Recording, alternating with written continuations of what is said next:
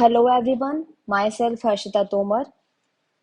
We are going to discuss our second chapter of class 12th history, Kings, Farmers and Towns. तो हमने जो है क्या क्या पढ़ लिया था एक बार रिवीजन कर लेते हैं। डेवलपमेंट हमने देखा था कि सब कॉन्टिनेंट्स के पार्ट्स में किस तरह से डेवलपमेंट हुआ था after the end of Harappan civilisation. मैंने आपको बता दिया था कि जो ऋग्वेदा का कंपोजिशन था वो हमारा जो है 1500 से लेके 1000 BC के बीच में हुआ है। उसके बाद मैंने प्रिंसेप और पियादस्ती के बारे में आपको बताया था कि प्रिंसेप जो थे वो एक ऑफिसर थे ईस्टर्न इंडिया कंपनी में जिन्होंने ब्राह्मी और खरोष्ठी स्क्रिप्ट को डेसिफर किया था। पियादस्ती किसको बोलते हैं? अशोका के लिए यूज किया गया वर्ड था ये। ठीक है। उसके बाद इंस्क्रिप्शंस के बारे में बताया था कि इंस्क्रिप्शंस जो है वो हार्ड सरफेस जैसे स्टोन हुआ, मेटल हुआ, पॉटरी हुआ, उन पे एंग्रेव किए गई राइटिंग्स को बोलते हैं। ठीक है। और ये जो है एज अ रिकॉर्ड के रूप में रखते थे वो लोग अपने अचीवमेंट्स, अपनी एक्टिविटीज, अपने आइडियाज, डोनेशंस वगैरह को। ठीक। उसके बाद मैंने आपको बताया था कि 16 महाजनपदों के बारे में बताया था जिसमें कि हमने देखा था कि जो है कौन कौन से जनपद हैं। और जो है उनमें सबसे इम्पोर्टेंट जो था वो मगध था। उसके बारे में हमने पढ़ लिया था कि मगध में जो है कैसे कैसे उसका जो विकास है वो इतना हो पाया। तो एग्रीकल्चर की वजह से, वहाँ की जो आर्मी है उसकी वजह से, उसमें एलिफेंट्स वगैरह, बहुत मजबूत आर्मी थी उनके पास। गंगा और उसकी ट्रिब्यूटरीज की वजह से, जिसकी वजह से आसानी से और चीप कम्युनिकेशन हो जाता था, ट्रेडिंग हो जाती थी। ठीक है। मगध में जो वहाँ की जो पॉलिसीज थी, वहाँ के जो पावरफुल और एम्बिशियस किंग्स हुए, ठीक है, उनकी वजह से, उनकी पॉलिसीज की वजह से, उनके मिनिस्टर्स की वजह से, तो मगध बहुत पावरफुल महाजनपद था जितने भी 16 जो थे उनमें से। उसके बाद डायनेस्टीज हमने देखी थी कि डायनेस्टी कौन कौन सी हैं जिन्होंने मगध पे रूल किया आफ्टर मौर्य। तो दो थी, शुंग थी और एक कण्व थी। तो इन दो डायनेस्टी ने आफ्टर मौर्य डायनेस्टी के रूल किया। उसके बाद जो है हमने अर्ली एम्पायर में देखा था कि चंद्रगुप्त मौर्य के बारे में हमने देखा था कि चंद्रगुप्त मौर्य ने जो है अपने मौर्य साम्राज्य की स्थापना की 321 BC में। उसके बाद हमने जो है अशोका के बारे में देखा था कि अशोका ने जो है 273 में अपना थ्रोन संभाला था। उससे पहले वो जो है वायसरॉय थे तक्षशिला और उज्जैन के, जो उन्होंने जो है अपने 99 ब्रदर्स को मार दिया था सिर्फ थ्रोन और राज्य के लिए। ठीक। उसके बाद जो है उन्होंने, उनके जो इंस्क्रिप्शंस हैं वो हमें प्राकृत लैंग्वेज में ग्रीक, अरामाइक, ब्राह्मी और खरोष्ठी और संस्कृत लैंग्वेज में मिल जाते हैं। हमने उसके बाद देखा था कि मौर्यास के बारे में जो डिस्क्रिप्शन है वो हमें स्कल्पचर्स और लिटरेरी सोर्सेज में और क्या क्या कौन कौन सी वैरायटीज में मिल जाते हैं। तो हमारी जो दो बुक हैं, दो वैल्यूएबल वर्क्स हैं, एक मेगास्थनीज की इंडिका और दूसरा कौटिल्य की अर्थशास्त्र। कौटिल्य को ही चाणक्य बोलते हैं, जो कि मिनिस्टर थे चंद्रगुप्त मौर्य के। और मेगास्थनीज जो थे वो ग्रीक एम्बेसडर थे सेल्यूकस के, जिन्होंने जो कि चंद्रगुप्त मौर्य के कोर्ट में आए थे। इसके बाद देखा था हमने धम्म क्या होता है। तो धम्म में जो है रेस्पेक्ट करना होता है एल्डर्स की। दूसरा ब्राह्मण्स और जो ऐसे लोग जिन्होंने अपनी जो सांसारिक मोह माया है, वर्ल्डली लाइफ है, इसको रिनाउंस कर दिया है, इसको त्याग दिया है, ऐसे लोगों के लिए जनरसिटी की भावना अपने अंदर रखना। जो स्लेव्स हैं, जो सर्वेंट्स हैं, उनको काइंडली ट्रीट करना। और जितने भी अदर ट्रेडिशंस और रिलीजन्स हैं जो आपके नहीं है, जो आप नहीं मानते, जो अदर रिलीजन्स हैं, अदर ट्रेडिशंस हैं, उनकी भी रिस्पेक्ट करना अपने साथ साथ। इसके बाद हम जो है अब पढ़ने वाले हैं next subtopic, administering the empire. Administering the empire, देखो एम्पायर हमने अभी तक देख ही लिया है, वैसे भी आप समझ गए होंगे कि वहाँ पे जो मगध, ये जो एम्पायर था, मगध मौर्य एम्पायर था, वो किस तरह से इतना एफिशिएंटली एडमिनिस्टर किया जाता था। क्योंकि वहाँ के जो ब्यूरोक्रेट्स थे, वहाँ के जो ऑफिशियल्स थे, वो वहाँ की जो आर्मी थी, वहाँ के जो रूलर्स थे, उनकी पॉलिसीज जो थी वो इतनी पावरफुल थी, इतनी एफिशिएंट थी, इतनी इफेक्टिव थी कि वो आसानी से जो है उनको एडमिनिस्टर कर पाते थे चीज़ों को। ठीक। तो इसमें जो है उन्होंने 5 मेजर पॉलिटिकल सेंटर्स रखे थे एम्पायर में। अब ये जो पॉलिटिकल सेंटर्स थे ना, ये इसलिए बनाए गए थे ताकि इन पॉलिटिकल सेंटर्स पे रूलर्स या फिर जो उनके सामंत थे वो उन पे कब्जा रखते थे, और इसी इन्हीं सेंटर्स को इस तरह से उन्होंने चूज किया था ताकि ये जो पूरा जो होल एम्पायर है ना उसको ये कवर कर लें। ठीक है, तो ऐसे ही जो पहला हमारी जो कैपिटल थी, कैपिटल पे ऑब्वियसली आप कैपिटल पे कंट्रोल रखोगे ही, एक रूलर होगा तो कैपिटल पे कंट्रोल रखेगा ही, वो वहीं रहता ज्यादातर। तो पाटलिपुत्र हुई। दूसरा हमारा तक्षशिला। तक्षशिला जो है ना वो ऊपर की साइड पाकिस्तान के वाले एरिया में आती है। उज्जैनी जो कि नीचे जो हमारा मुंबई है उधर साइड, आपको थोड़ा थोड़ा बता देती हूँ मैं। उज्जैनी वहां पे है, ठीक है। और स्वर्णगिरी कहाँ है? कर्नाटक में। स्वर्णगिरी कर्नाटक में है। और कौन सा बचा? तोशाली। तोशाली है हमारा इधर। तोशाली की जो वो है ना लोकेशन, मैं आपको बाद में बताती हूँ। लेकिन इसमें जो है इस तरह से इन्होंने इन पांच उनको चूज किया था कि देखो ये साउथ में हो गया, ये हमारा मिडिल वाले एरिया में हो गया, ये ऊपर वाला एरिया जो तक्षशिला वाला है जो पाकिस्तान वाला एरिया नॉर्थ वाला उधर हो गया। पाटलिपुत्र जो था वो हमारा वेस्ट में हो गया। अब ये जो है जो तोशाली है इसको जरा, हाँ जी। तो हम कहाँ पे थे? अब हम अपना नेक्स्ट टॉपिक शुरू करने वाले हैं, वो है हमारा एडमिनिस्ट्रिंग द एम्पायर। तो एम्पायर को कैसे वो लोग एडमिनिस्टर करते थे, है ना? क्या क्या तरीके, क्या क्या पॉलिसीज वो अपनाते थे उसको एडमिनिस्टर करने के लिए। देखिए, पहली बात तो मौर्य जो एडमिनिस्ट्रेशन था ना वो सेंट्रलाइज था। ठीक है, कैसा था? सेंट्रलाइज्ड था। वहां पे जो मौर्य एडमिनिस्ट्रेशन था वो सेंट्रलाइज्ड एडमिनिस्ट्रेशन था।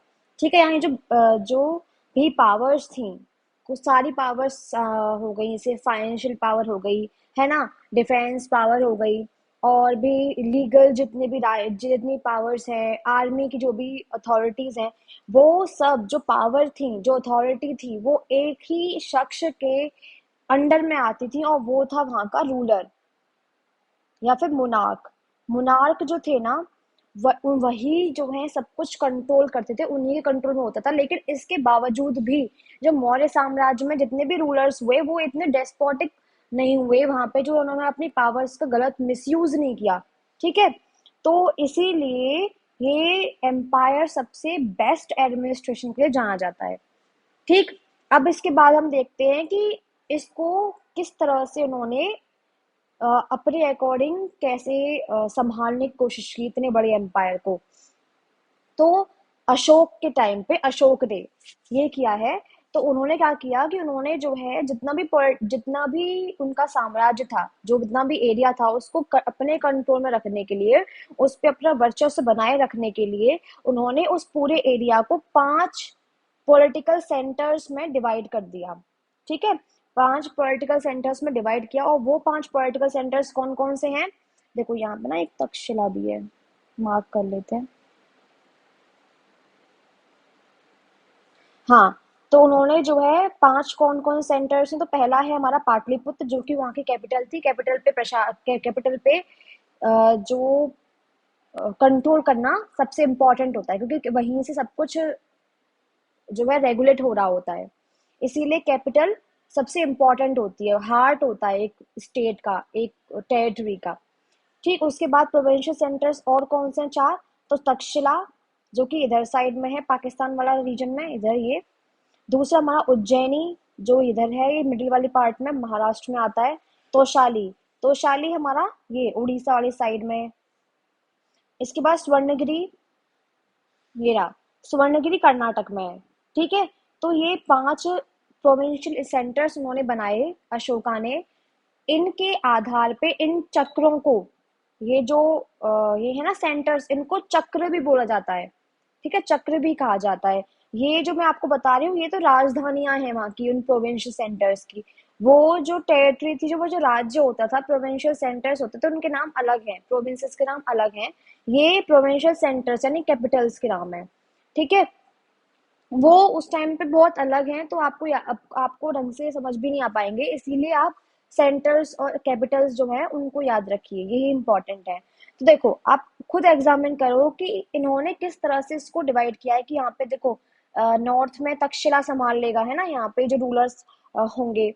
उसके बाद बीच में उज्जैन, मिडिल में उज्जैन को, उज्जैन देख लेगा। उसके बाद लास्ट में साउथ में स्वर्णगिरी है। इधर ईस्ट वाले पार्ट में यहाँ पे कौन सा है, तोशाली है ना, ये भी थोड़ा नॉर्थ ईस्ट साइड में आ रहा है। तो इस तरह से उन्होंने बांट दिया कि देखो पूरा जो एरिया है जो इनके कंट्रोल में था, इतना बड़ा जो ब्लू ब्लू वाला एरिया है, ये किस तरह से जो है इन 5 सेंटर्स के अधीन हो चुका है। ये वाला जो आधा इधर से जो रीजन होगा ये इसके कंट्रोल में आ गया, मान लो मैं ऐसे डिराइव कर रही हूँ। ये वाला जो रीजन है ये इसके अंदर में आ गया, इतना इसके, इतना इसके, इतना इसके, कवर हो गया ना कि नहीं हो गया। लेकिन उस उन्होंने जिस तरह से कवर किया होगा वो अपने अकॉर्डिंग किया होगा, ठीक है। तो मैं तो बस ऐसे ही आपको एज्यूम कर रही हूँ, ऐसे ही आपको बताना चाहती हूँ कि इस तरह से देखो कितना आराम से उन्होंने इतने बड़े एरिया को कंट्रोल में कर लिया है अपने में। अब जो ये प्रोविंशियल सेंटर्स होते थे ना, इन प्रोविंशियल सेंटर्स को राज परिवार में से ही कोई व्यक्ति इनको एडमिनिस्टर करता था। और ऐसे लोगों को इन अशोका इंस्क्रिप्शंस के अकॉर्डिंग जो लोग इन प्रोविंशियल सेंटर्स पे कंट्रोल रखते थे उनको बोलते हैं कुमार या फिर आर्यपुत्र, ठीक है। इसके बाद जो ये प्रोविंशियल सेंटर्स थे, ऐसा नहीं था कि यही सिर्फ डिवाइडेशन हो इसका, और भी इसके डिवाइडेशन है। जैसे कि जो ये प्रोविंशियल सेंटर्स है ये और फर्दर डिवाइड होंगे, जिनको हम विषय बोलेंगे, सब्जेक्ट बोलेंगे। उसके बाद ये सब्जेक्ट जो है वो और डिवाइड होंगे, उनको हम बोलेंगे जो है और भी बहुत सारे नाम है, जैसे कि स्थानिक है। इसके बाद जो है लास्ट में जो सबसे स्मॉलेस्ट यूनिट होगी वो है हमारी क्या, ग्राम, यानी गांव। सबसे स्मॉलेस्ट यूनिट क्या है, ग्राम है। और इसका जो हेड होता है उसे ग्रामिक बोलते हैं। ये प्राकृत लैंग्वेज में वर्ड है, आगे आएगा ग्रामिक, ठीक है, जो कि इसका ग्राम का हेड होता है। इसके बाद जो है इसमें यही बताया गया है कि इनके इंस्क्रिप्शंस के अकॉर्डिंग, अगर आप इसके जो इंस्क्रिप्शंस में जो कंटेंट दिया उसको एग्जामिन करें तो हम ये देख पाते हैं कि यहाँ पे जो है हर एक जगह जितनी भी ये पूरे एरिया था, इसमें हमें north west frontier provinces of Pakistan हो, आंध्र प्रदेश हो, उड़ीसा या उत्तरांचल हो, जितना भी एरिया जो इन्होंने कवर्ड कर रखा है उसमें सेम मैसेज जो है फॉलो होता था। यानी वहां पे जो इंस्क्रिप्शन मिले हैं उनमें सेम मैसेज लिखा हुआ है, सेम मैसेज एनग्रेव्ड किया हुआ है। इसका मतलब ये है कि वहां पे हर एक जगह पे एक ही शासन व्यवस्था होती थी, उसी के आधार पे वो लोग हर जगह पे काम करते थे। जैसे अभी हमारे स्टेट्स में सेंट्रल अगर कोई नियम लागू कर देती है तो उसके जो मैसेज होता है, वो जो लॉ है, वो हर एक स्टेट पे लागू होता है। वहाँ के जो स्टेट के जो सीएम वगैरह होते हैं, जो ओनर हैं, वो उसको क्या करते हैं, अपने जगह पे भी लागू करवाते हैं। तो इस तरह से पूरे स्टेट, पूरे देश में लागू होता है सेम चीज, सेम एडमिनिस्ट्रेशन। वैसे ही उस टाइम पे भी सेम एडमिनिस्ट्रेशन चलता था। ये किससे प्रूव होता है, ये उसमें जो इंस्क्रिप्शंस मिले हैं उनमें जो मैसेज हैं वो हर जगह सेम ही मैसेज मिले हैं, सेम ही कंटेंट पड़ा है उन मैसेजेस में। तो इसीलिए उसे ये प्रूव होता है कि वहां पे सेम एडमिनिस्ट्रेशन होगा। इसके बाद जो एक क्वेश्चन आता है, could this vast empire have a uniform administrative system. हाँ, तो ऑफ कोर्स मैंने अभी आपको बता दिया कि यूनिफॉर्म एडमिनिस्ट्रेटिव सिस्टम था, ठीक है। अब क्या है कि वो जो रीजन था, जो हमारा ये रीजन है मौर्य एम्पायर वाला, ये बहुत डाइवर्स है। क्यों डाइवर्स है, क्योंकि देखो अफगानिस्तान साइड में बहुत सारे हिली एरियाज हैं, फिर बीच में आएंगे इधर राजस्थान वाला जो साइड है, उधर बहुत सारा जो है डस्ट वगैरह है, वहां पे बहुत एरिड एरिड एरिया है ना। फिर नीचे आएंगे कोस्ट ओडिशा वाले साइड में, तो वहां पे कोस्टल एरिया है। तो इस तरह से जो है क्या है कि इतना बड़ा जो एरिया है वो बहुत सारे डाइवर्जन से, बहुत सारे डाइवर्स कंडीशन में डिवाइडेड डिवाइडेड हो रखा है। तो इतने बड़े एरिया को, उसके बाद भी वो डाइवर्स डाइवर्स है ना, इतना डाइवर्स, इतना इतना वहाँ पे क्या है, वेराइटीज हैं, बायोडाइवर्सिटी है, ठीक है, डाइवर्सिटी है इतनी ज्यादा। तो उसके बावजूद भी कैसे एडमिनिस्ट्रेशन उन्होंने किया, है ना। तो ये भी देखने वाली बात है। तो एडमिनिस्ट्रेशन जो था वहाँ का बहुत स्ट्रॉन्गेस्ट था, मैंने आपको बता दिया, क्योंकि स्ट्रॉन्गेस्ट इसलिए हो पाया वो, क्योंकि जो पावर्स थी वो राजा के कंट्रोल में थी। अगर वो बोल देता कि आप अपने अपने संभालिए, तो फिर सब डिवाइड हो जाते, सब अपने आप को तोड़ लेते राजा से। सेंट्रलाइज जो गवर्नमेंट थी, जो सेंट्रल गवर्नमेंट थी वहां की, उस जो राजा होता था उससे जो कैपिटल थी उससे अपने आप को अलग अलग कर लेते, अपने आप को फ्री कर लेते, फ्रीडम घोषित कर लेते, इंडिपेंडेंट घोषित कर लेते अपने आप को। लेकिन जब पावर राजा के कंट्रोल में थी जो कि एक ही है, तो इसीलिए वो लोग जो है अपने आप को यूनिफाइंग कर पाए। देखिए, जो मौर्य एम्पायर है वो इसलिए भी जाना जाता है क्योंकि ये सबसे पहला एम्पायर था जहां पे पॉलिटिकल यूनिटी देखने को मिलती है। ठीक है, पॉलिटिकल यूनिटी के लिए जाना जाता है। इसके बाद जो है इन्होंने सेंटर्स को इस तरह से केयरफुली चूज किया कि ये अपना काम चला लें। एक तो एडमिनिस्ट्रेशन कंट्रोल वाला काम, दूसरा कि वहां पे जो है तक्षशिला और उज्जैनी के बीच में सबसे लॉन्गेस्ट ट्रेड रूट है। देखो मैं आपको दिखाती हूँ, ये रहा तक्षशिला, ये रही, और उज्जैन ये रहा। तो ये कितना लंबा रूट हो गया ना।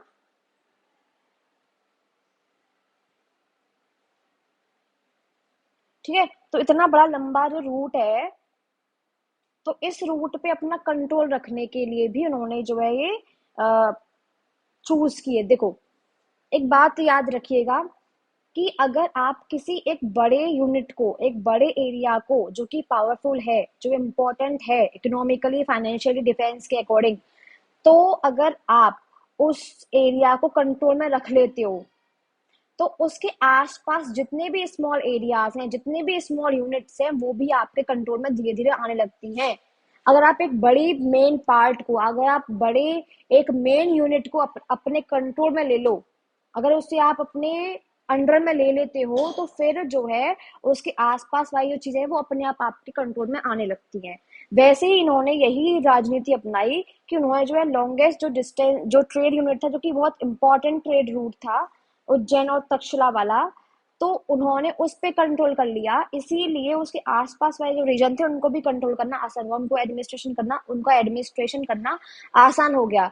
वैसे मैंने आपको बताया था कि पहले उनकी जो कैपिटल थी वो राजगिरी थी, लेकिन बाद में उन्होंने पाटलिपुत्र कर ली। पाटलिपुत्र क्यों करी? क्योंकि पाटलिपुत्र के आसपास जो है गंगा और उसकी ट्रिब्यूटरीज बहती है, जिससे कम्युनिकेशन और उससे ट्रेड जो है बहुत कन्वीनियंट हो जाता है, इसीलिए।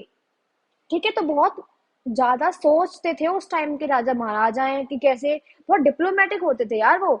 और जबकि चाणक्य, कितने चाणक्य को आप देखो, वो सबसे बेस्ट मिनिस्टर कहे जाते हैं, है ना।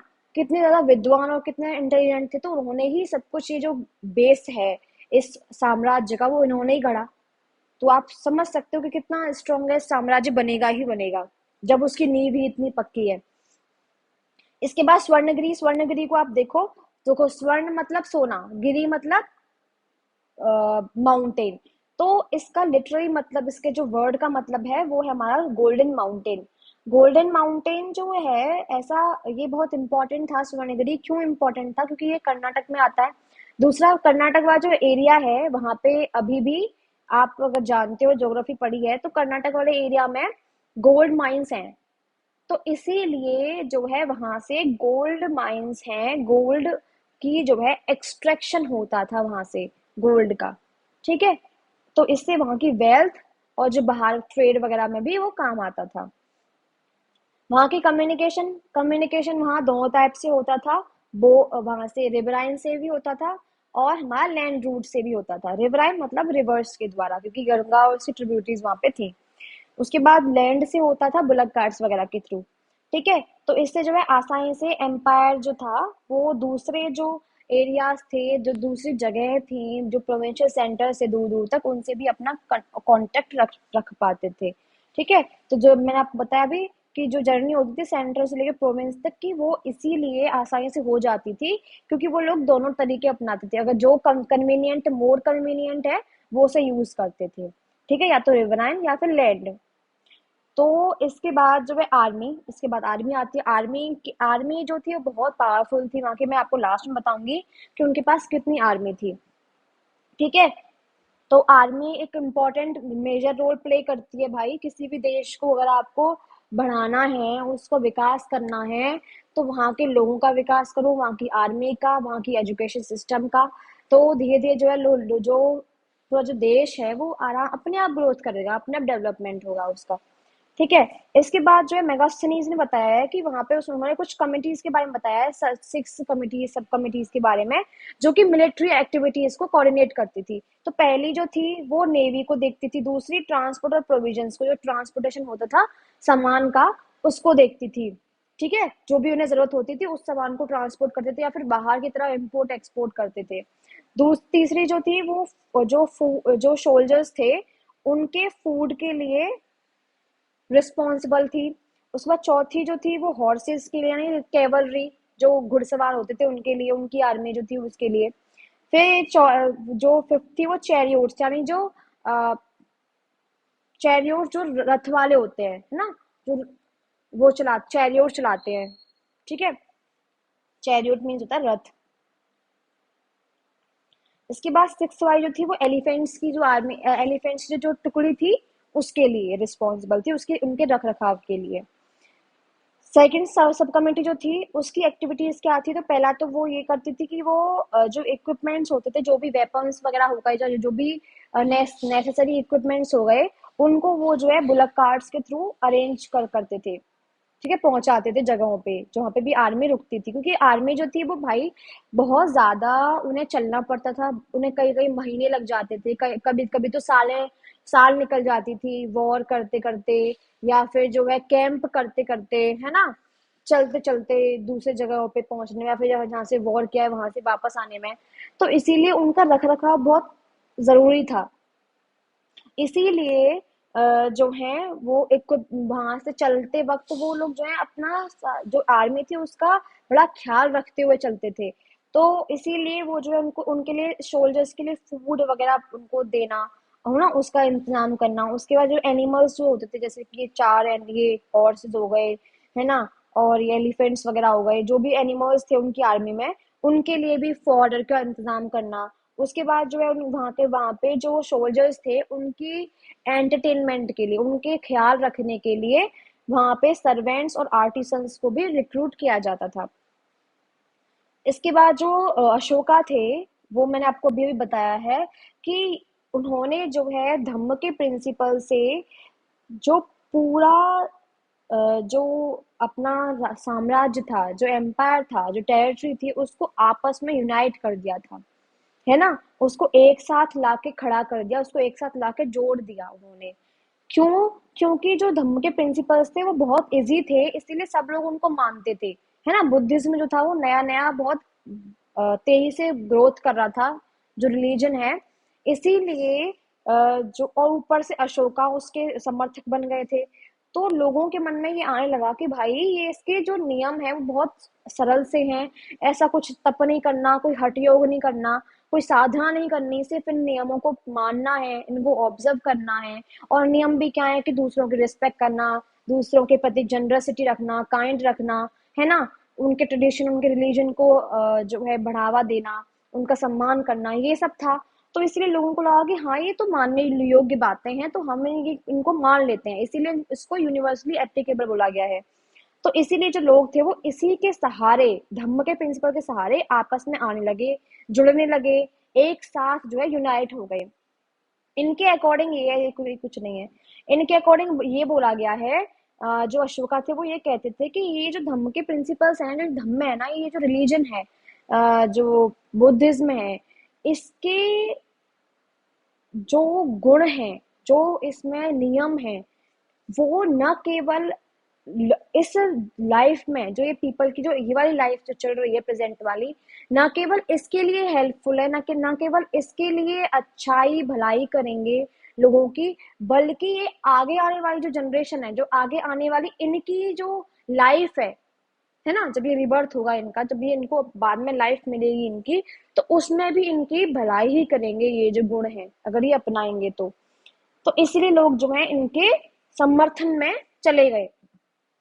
इसके लिए इन्होंने स्पेशल ऑफिसर्स रिक्रू अपॉइंट किए, जो कि धम्म के प्रिंसिपल्स को, उनके मैसेजेस को फैलाते थे, उनको बोलते धम्म महामत। ठीक है, महामात। इन्होंने अपने, एक बेटा था इनका और एक बेटी थी, उनको भी इन्होंने धम्म के ही लिए बाहर अब्रॉड भेज दिया कि वो उसका प्रचार प्रसार करें। अब हम ब्लू बॉक्स को देखते हैं, तो ब्लू बॉक्स में क्या है, ये कुछ मिस्टेक्स हो गई हैं, आप इनको प्लीज इतना माइंड मत कीजिएगा, ये टाइपिंग में मिस्टेक हो जाती है कभी कभी। तो ब्लू बॉक्स में पहला पॉइंट है कि उसमें ये बताया गया है कि वो लोग कितना ज्यादा जो है अपने ऑफिसर्स पे डिपेंड थे हर एक चीज के लिए, एडमिनिस्ट्रेशन कितना ज्यादा डिपेंड था ऑफिसर्स पे, ब्यूरोक्रेट्स पे। और उनके ऑफिसर्स भी इतने अच्छे थे, इतने काबिल थे कि वो अपने जो उनको दिए गए जो भी वर्क्स होते थे वो उनको बड़े आसानी से, बड़े प्यार से, बड़े तहजीब से करते थे। ठीक है, तो पहला तो ये है कि जो वहाँ के ऑफिसर्स होते थे वो रिवर्स के सुपरिटेंडेंट होते थे, उनके लैंड के जो जितने लैंड जो होती थी उनका मेजरमेंट करते थे, उनको देखते थे कि भाई कितनी लैंड है, किसके पास कितना क्या है, वो सब उसका जो ब्यौरा था, जो रिकॉर्ड था वो रखते थे। दूसरा, इंस्पेक्ट करते थे वो वाटर को, जो मेन कैनाल होती थी ना उससे जो स्मॉल स्मॉल जो ब्रांचेस होती थी, दूसरी अदर ब्रांचेस होती थी ना, मैन कैनाल होती थी, उससे जब दूसरी ब्रांचेस में पानी को छोड़ा जाता था तो उसका भी इंस्पेक्शन होता था। जैसे, और ये जो स्लूज है ना, मैं बताती हूँ ये क्या है, ये ओपनिंग है, ये माउथ है एक, जैसे ये मेन कैनाल है और यहाँ से इसको डिवाइड किया जा रहा है, इसको डिस्ट्रीब्यूट किया जा रहा है अदर ब्रांचेस में। ठीक है, तो ये जो जगह है ना, ये जो जगह होगी जहां से इसको इनमें बांटा जा रहा है, इनमें इस पानी को भेजा जा रहा है, इसको बोलते हैं स्लूज। ठीक है, समझ गए होंगे आप, इतनी अच्छी ड्राइंग नहीं है, प्लीज इस पे जाइएगा मत, बस आप समझ लीजिए मैं क्या कहना चाहती हूँ। फिर इसके बाद जो है वो वहां के जो हंट्समैन होते थे ना, जो हंटिंग करते हैं, हंटर्स होते हैं, उनको उनके भी इंचार्ज होते थे, है ना, मतलब उनको जो हंटिंग करते हैं उनके भी इंचार्ज हुआ करते थे। और उनके पास ये पावर होती थी कि जो हंटमैन है उनके जो वर्क है, ये डेजर्ट का मतलब जो भी वो कमाते थे या फिर जो भी वो लेके आते, जो उनका काम होता था उसके अकॉर्डिंग जो है उनको रिवॉर्ड देते थे वो लोग या फिर उनको पनिश करते थे। ठीक है, इसके बाद जो है वो टैक्सेस को कलेक्ट करते थे, और जो भी ऑक्यूपेशंस लैंड से कनेक्टेड होते थे उन पे मोस्ट उनका मोस्टली उन पे कंट्रोल होता ही था। जो ऑफिशियल्स होते थे, जो लैंड से रिलेटेड जितने भी ऑक्यूपेशन होते थे वो उन पे मोस्टली कंट्रोल रखते थे, क्योंकि लैंड जो थी वो बहुत इम्पोर्टेंट थी भाई, है ना, अभी भी इम्पोर्टेंट है, प्रॉपर्टी के लिए किसी को भी आया काट कूट कर देते हैं लोग, सोचते भी नहीं कि ये हमारे रिलेटिव है या क्या है। तो भाई जमीन और प्रॉपर्टी बड़ी इंपॉर्टेंट है पहले से ही। हाँ, तो लैंड से रिलेटेड जितने भी ऑक्यूपेशन होते थे वो उनको सुपरटेंड करते थे, जैसे कि would cutters, carpenters, black Smith.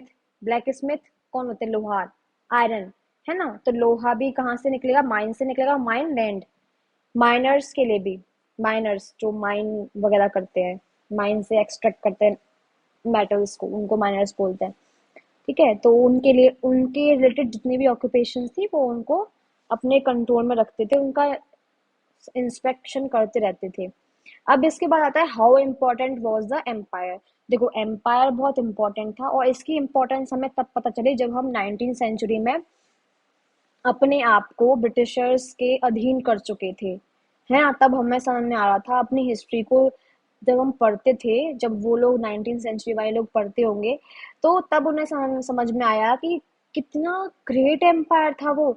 उस एम्पायर ने अपने आप में एक लैंडमार्क बनाया कि वहाँ की पॉलिटिकल, वहाँ की एडमिनिस्ट्रेशन, वहाँ की फाइनेंशियल कंडीशन, ठीक है, वहाँ की डिफेंस आर्मी कितनी ज्यादा पावरफुल थी, वहां के ब्यूरोक्रेट्स। ठीक है, तो इसीलिए वो अपने आप में एक मेजर लैंडमार्क था। दूसरा ये भी है रीजन कि वो सिर्फ 150 ईयर्स में इतना बड़ा एम्पायर बना और बिगड़ भी गया 150 ईयर्स के अंदर अंदर, और इतना ज्यादा इफेक्टिव, इतना ज्यादा पावरफुल एम्पायर बना, उभर के आया, जिससे हम इसीलिए वजह से हम इस एम्पायर को अभी तक पढ़ते हैं, मौर्य एम्पायर को। ठीक है, आर्कोलॉजिकल फाइंड्स में मौर्यास के बारे में हमें बहुत सारी चीजें पता चलती हैं, वहाँ के जो आर्ट एंड कल्चर के बारे में पता चलता है, वहाँ का आर्ट एंड कल्चर भी बहुत शानदार था। ठीक है, अशोका ने शुरू करवाया था इंस्क्रिप्शंस पे लिखना, सबसे पहले रूलर थे वो, है ना। तो इसलिए जो है अशोका को बहुत ज्यादा पावरफुल और इंडस्ट्रियस माना जाता है, उसको बहुत हम्बल माना जाता है अदर रूलर से कंपैरिजन में, क्योंकि अदर रूलर जो थे वो सिर्फ टाइटल्स को ले लेते थे, बड़े बड़े टाइटल्स अपने आप में लगा लेते थे, महाराज महाराज, है ना, राजाधिराज, इस टाइप के बड़े बड़े टाइटल्स को ले लेते थे। लेकिन उनकी जो हम्बलनेस थी, उनकी जो कार्य करने की क्षमता थी, जो उनकी पॉलिसीज थी, उनमें कोई भी ऐसी टाइटल वाली बात थी ही नहीं। ठीक है, जैसे उन्होंने टाइटल ले रखे थे वैसी कोई उनमें बात नहीं थी। अशोका में वो सब कुछ था जो एक ग्रेट रूलर में होना चाहिए, इसलिए उनको ग्रेट बोलते हैं, है ना। वो एक इंस्पायरिंग फिगर है, इसीलिए 150 ईयर्स में, मैं बताया अभी लास्ट हो गया था। अब इसके बाद क्या है, सेकेंड सेंचुरी बीसी आ चुकी है। सेकेंड सेंचुरी बीसी में अब हम जो पढ़ रहे थे, अभी हमने सिक्स सेंचुरी बीसी से शुरू किया था अपना चैप्टर। महाजन महा जो जो जनपद है उस तक आते आते, महाजनपद तक आते आते हमारी कौन सी सेंचुरी चल रही थी, फिफ्थ सेंचुरी के आसपास, सिक्स सेंचुरी चल रही थी तब भी। उसके बाद जो है अब मौर्य एम्पायर में हम थर्ड फोर्थ सेंचुरी की बात, फोर्थ फिफ्थ सेंचुरी वाली जो बात है वो चल रही है। अब ये खत्म हो चुका है, ठीक है। अब हम शुरू कर रहे हैं सेकेंड सेंचुरी बीसी की बात कर रहे हैं, और यहाँ पे नए नए चीफडम्स शुरू हो गए इमर्ज होना, किंगडम शुरू हो गए इमर्ज होना, ठीक है, सब कॉन्टिनेंट के अंदर अंदर। तो अब हम उनको नेक्स्ट वाली जो वीडियो होगी उसमें हम इन चीफडम्स और किंगडम्स के बारे में पढ़ेंगे। ब्लू बॉक्स में ये था जो मैं आपको बता रही थी, वो ये है, पहला तो उसमें ये बताया गया है कि कैसे जो है एलिफेंट्स को पकड़ते थे वो लोग, जो फीमेल एलिफेंट होती थी ना, उसके माध्यम से एलिफेंट्स को पकड़ा जाता था, क्योंकि एलिफेंट जो थे वो एक बहुत इंपॉर्टेंट रोल प्ले करते थे आर्मी के लिए। उसके बाद जो है लास्ट में जो है वो ये है कि ग्रीक सोर्स के अकॉर्डिंग ये बताया गया कि मौर्यन रूलर जो थे उनके पास स्टैंडिंग आर्मी थी, और उस आर्मी में से क्या कहता था, 6 लाख तो फुट सोल्जर्स थे जो कि पैदल चलते हैं, और 30,000 कैवलरी थी जो घुड़सवार है, 9,000 एलिफेंट्स थे। ठीक है, तो ये जो है हमारा चैप्टर कंप्लीट हो चुका है, मतलब कंप्लीट क्या चैप्टर, क्या टॉपिक कंप्लीट हुआ है। हम अब फोर्थ जो यूनिट है, फोर्थ पॉइंट जो है वो हम शुरू करेंगे चीफडम्स और किंगडम्स के बारे में। तो अभी हम ये नेक्स्ट वीडियो में पढ़ने वाले हैं, अभी इस वाले वीडियो के लिए इतना ही काफ़ी है। तो अभी thank you so much for watching this, ta-ta bye bye.